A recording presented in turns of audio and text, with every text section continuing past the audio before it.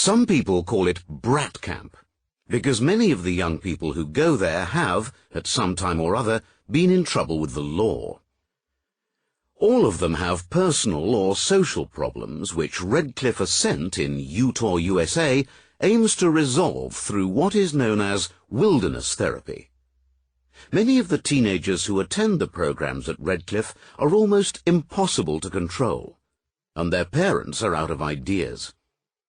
One teenage boy who recently completed the program was described as abusive, arrogant, foul-mouthed, and ill-disciplined, and that was by his mother.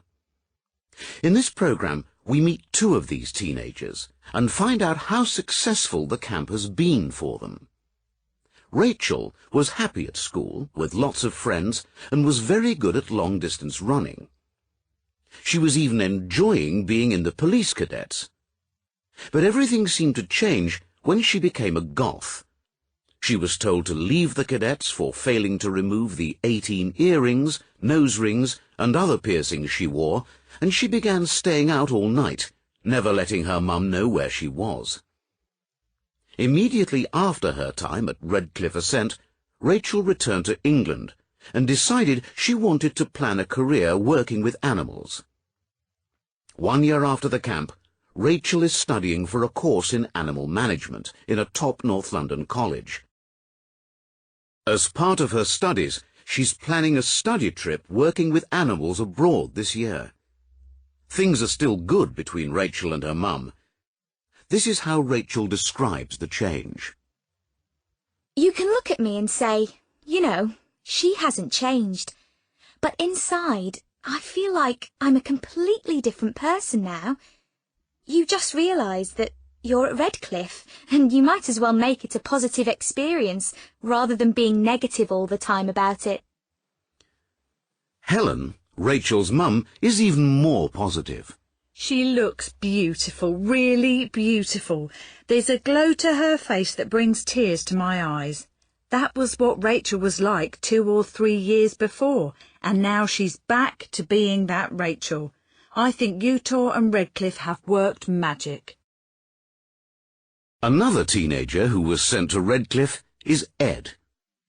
The situation for Ed and his family was terrible. Ed has an older brother and sister. He has always argued with them and has stolen from them both, as well as stealing a laptop computer from his mother, Jane. On 2 occasions, he had to be found and brought home by the police. To stop his family falling apart, he had to move out and find a new home.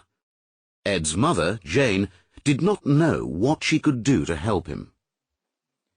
When Ed was born, my mum looked into the cot and said, "That one is going to be an archbishop or an arch-criminal. He can be really lovely to his brother and sister, and then walk out with their CDs and mobile phones. However much money you make available to him, it's never going to be enough." When I threw him out, I told him, "I've got to throw you out. You are not living here anymore. The fact that I'm doing this shows you how desperate I am. I've got a comfortable home, and I've failed. I've failed my son, and he is going to end up in the gutter. That's how desperate I am. To admit all that is pretty horrible." For Ed, the Redcliffe has not been such a success story.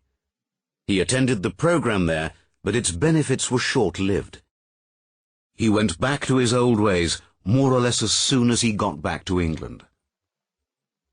The camp made some difference at first, but Ed started stealing again after just 2 weeks at home. He has low self-esteem, and he's made a poor choice of friends. But despite these setbacks, Jane has not given up hope.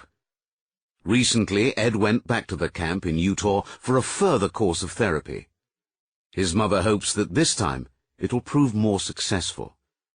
In many ways, she regards it as Ed's last chance.